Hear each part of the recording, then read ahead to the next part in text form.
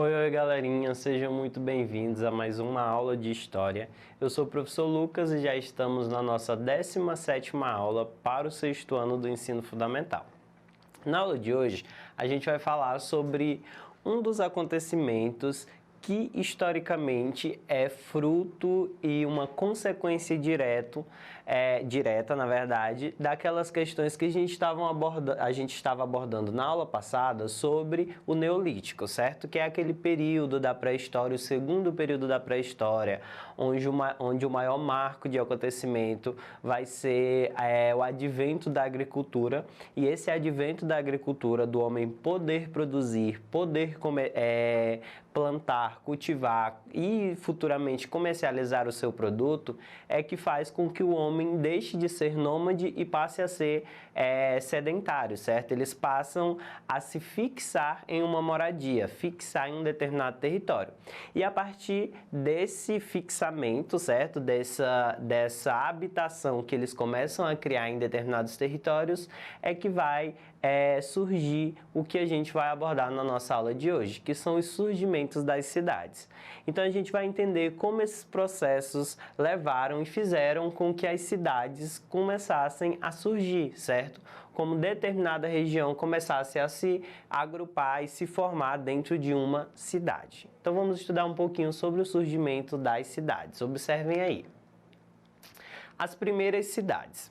Os mais antigos registros arqueológicos encontrados de ruínas de cidades remontam à Revolução Neolítica, por volta de 4.000 a 3.000 anos antes de Cristo. A constituição das cidades na antiguidade tinha por objetivo ser centro de comércio ou também como fortificações de guerra contra inimigos.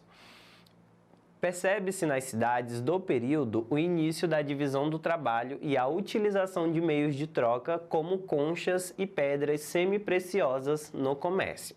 Então é a partir desse processo, dessa revolução neolítica, desse período neolítico, que as pessoas vão começar a se agrupar e construir em volta de o que era uma única aldeia, uma única tribo, um único povo, começar a construir uma cidade que tinha como principal objetivo também a comercialização daqueles produtos que eram excedentes. Então, a partir do momento que eles começam a cultivar e plantar e colher produtos em excesso, produtos demais, além do consumo deles, eles começam a comercializar esses produtos também, em forma de troca. Por isso que as cidades na antiguidade, elas eram realmente construídas com esse objetivo, para ser uma espécie de comercialização, uma espécie de grande comércio de produtos que eram feitos, cultivados e produzidos naquela determinada região. A maioria das cidades também que vão surgir nesse período, elas vão ser altamente fortificadas, isso já falando do período da antiguidade, certo? É comum a gente ver em filmes que retratam essa antiguidade clássica, essas primeiras habitações civilizadas dentro de uma organização de cidade, onde as cidades eram fortemente protegidas por muros muito altos. A região do comércio geralmente era bem no centro e ao redor que ficavam as habitações e os demais territórios, certo? Então era justamente fortificada para tentar ter uma contenção militar, para eles conseguirem desenvolver melhor uma proteção militar, e o comércio bem no centro da cidade para facilitar as relações comerciais entre as pessoas, certo? Continuando, observem aí. As cidades surgiram inicialmente como pequenas aldeias às margens de rios, e com o crescimento populacional e das atividades passaram a construir cidades mais complexas. Os principais locais de surgimento das cidades foram ao longo dos vales dos rios Tigres e Eufrates, na Mesopotâmia, que é uma das primeiras formações de civilização, do rio Nilo, no Egito, do rio Indo, na Índia, do rio Yangtze-Kiang e Hoang-Hu, na China, do rio Níger, na África Ocidental, do rio Zambeze, na África Oriental, e do rio San Juan, na Mesoamérica. Então, a maioria das cidades elas vão ser construídas em volta e nos arredores, em torno de rios, certo? E aí a gente vê alguns exemplos de cidades que surgiram em alguns regiões onde tinham um rio de fundamental importância para a construção das cidades. Isso porque morar perto de um local onde tinha água era bem mais fácil e bem melhor para se desenvolverem todas as atividades necessárias dentro dessa cidade, certo? Desse território. Mas vamos lá, continuando. Como que essas cidades vão crescer e se desenvolver através de outras estruturas sociais? De maior complexidade de atividades, foi necessário criar os estados para a defesa militar e a construção de grandes obras de irrigação, templos, canais e etc., em um processo de formação das civilizações. Então, a partir do momento que as cidades vão crescendo em grande escala, tem um crescimento que passa, às vezes, a fugir do controle daquela região, há necessidade de se unirem, de haver uma união de pequenas cidades, de pequenos agrupamentos para se formar um estado, certo? E aí esse estado que seria criado, ele seria responsável por garantir a defesa militar, enfim, o bem-estar da população e dentro de um mesmo conjunto de regras, de leis, enfim. Então eles passariam a ter um corpo maior dentro de o que era no início apenas uma vila, certo? Então, de uma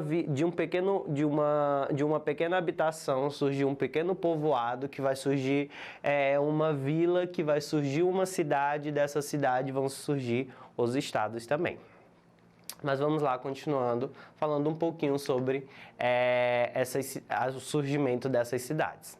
No território europeu, a primeira civilização de destaque foi a grega. Isso a gente já falando não só do conceito de cidade como uma área habitada e povoada por uma determinada população, mas já abrangendo esse conceito como uma civilização que produz cultura, política, economia, enfim. Então, no território europeu, a primeira civilização de destaque foi a grega, cujos registros das cidades e estados remontam ao século 8 e 6 a.C. As cidades gregas eram centros comerciais, religiosos, políticos e artísticos, com autonomia organizacional em relação às demais. As cidades gregas mais conhecidas foram Atenas e Esparta, que durante séculos dominaram o comércio do Mar Egeu e em parte do Mediterrâneo, deixando também como importante legado aspectos filosóficos, políticos, como a exemplo da nossa democracia, jurídicos, militares e artísticos que até hoje são perceptíveis. Na América pré-colombiana, podemos destacar as cidades de Cusco e Machu Picchu, no Peru, e a antiga cidade de Tenochtitlán, onde hoje se localiza a cidade do México, certo? Que é a capital do México.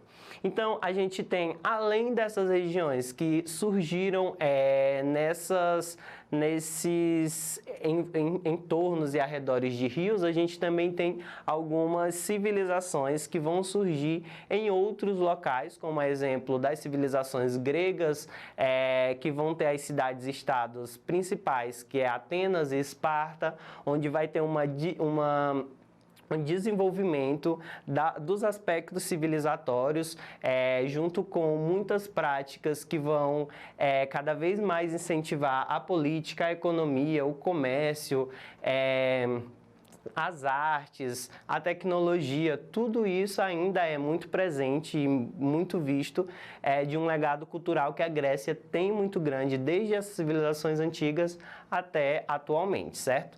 Há exemplo também das civilizações pré-colombianas, como o caso dos Incas, que surgiram aqui nas regiões, principalmente de onde é o Peru atualmente.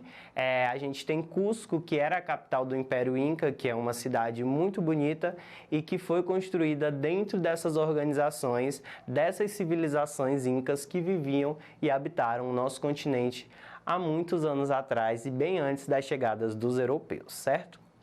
Mas vamos lá, continuando, observem aí.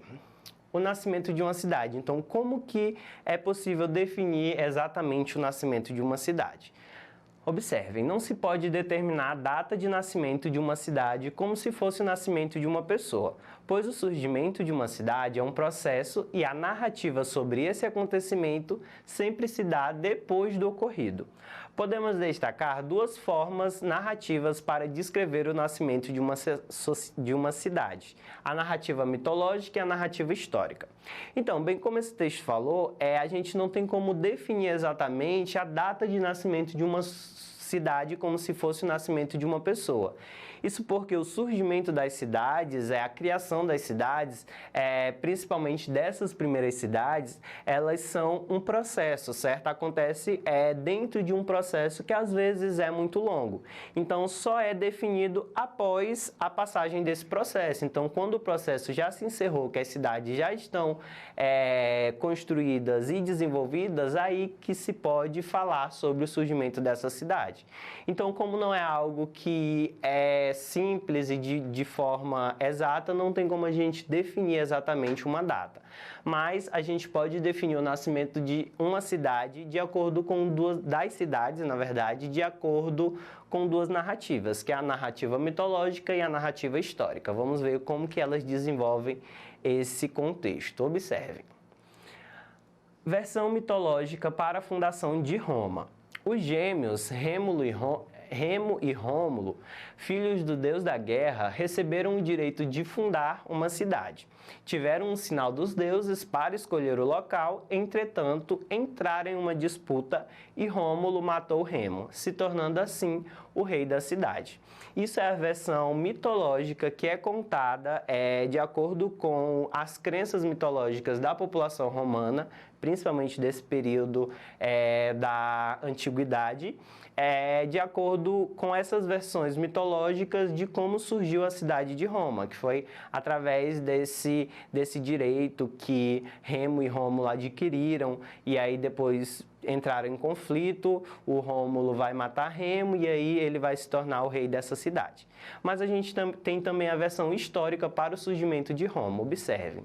Os povos indo-europeus povoaram a região de Lácio na Península Itálica. Se fixaram às margens do rio Tibre por causa da fertilidade do solo, facilidade de transporte pelo rio, proximidade com o mar e as defesas naturais promovidas por uma cadeia de montanhas e pântanos.